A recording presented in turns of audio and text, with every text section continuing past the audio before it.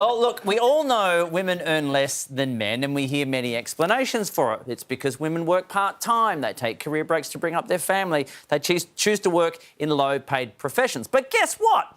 Turns out what's driving the gender pay gap is not what you might think, dude.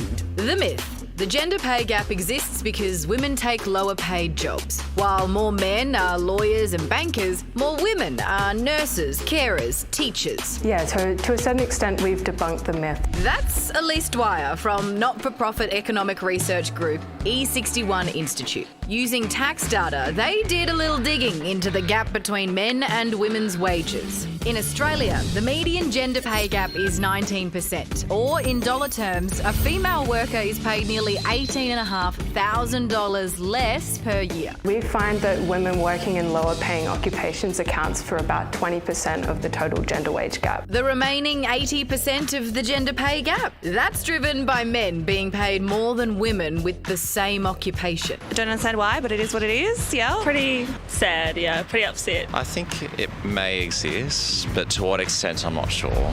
The research found that when comparing men and women of the same age, same qualifications, same marital status, same number of children working in the same job, women earn 15% less per hour than a man. So when we talk about sample sizes in this research, we're sampling nearly everyone in the entire Australian population. Just jumping in here to say that this story is technically 81% complete, so by rights, I should stop working right now. But I shall persist.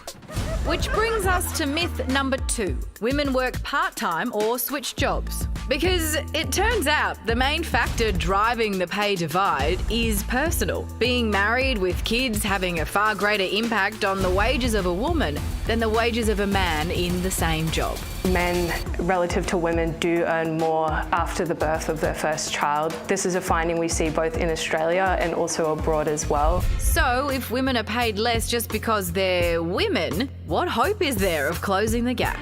It's just, I feel like it's been the thing forever. A lot of women wouldn't be aware of it. To my knowledge, I haven't experienced it. I was probably getting paid $10,000 less. Well, Gemma Lloyd founded WORK180, a company that pre-screens employers for women. Gemma, what inspired you to do this? I worked for close to 10 years in the tech sector, and the company I was in before starting WORK180 was a boys' club. I found out from another employee that my colleague, a male who was in the exact same role as I was getting paid about $40,000 a year more than me. Now, this combined with a bunch of other incidents lit a fire in my belly, and I wanted to create a place where women could go and find employers that genuinely wanted them there, and B, look at these policies around parental leave, pay equity and flexible working. Wow. Gemma, when that realisation sets in, when you find out that news that you're being paid considerably less than your male colleague, I mean, I'd do something useful like kick a bin, but what does that feel like to you? It really shook my confidence. I questioned my value and my self-worth. I had an array of emotions from sadness to anger. But as time passed, what I began to realise is that I wasn't the problem. I was in a misogynistic environment. So then how does your employer justify it? Well, when you work in a company like that, you don't bother to ask because you know what the response is going to be and they're not going to take it seriously. You know, obviously I left that organisation, and I encourage other women who are in similar positions to, if they can, leave. Gemma, more than 1 million women use your platform. You hear lots of stories from them experiencing this. What's the worst example, though, that you've come across? The worst I've seen has been just over $60,000 a year from a woman in a leadership position.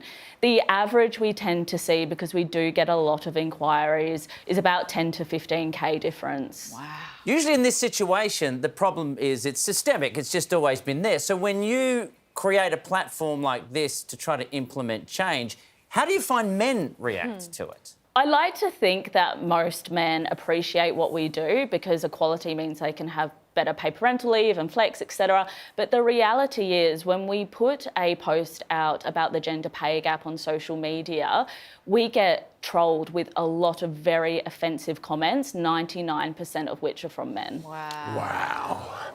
Gemma, Luxembourg has recently reported it's actually eliminated the gender pay gap.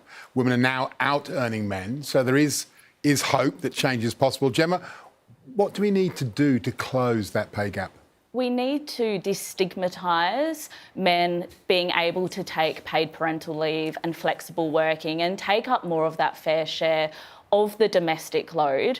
In addition to that, employers need to make sure they have transparent and robust recruitment and promotional processes so that they can see that all people are being assessed fairly. Well, Gemma, here's hoping with your help we can do better. Thank you for your time. Thank you for having me.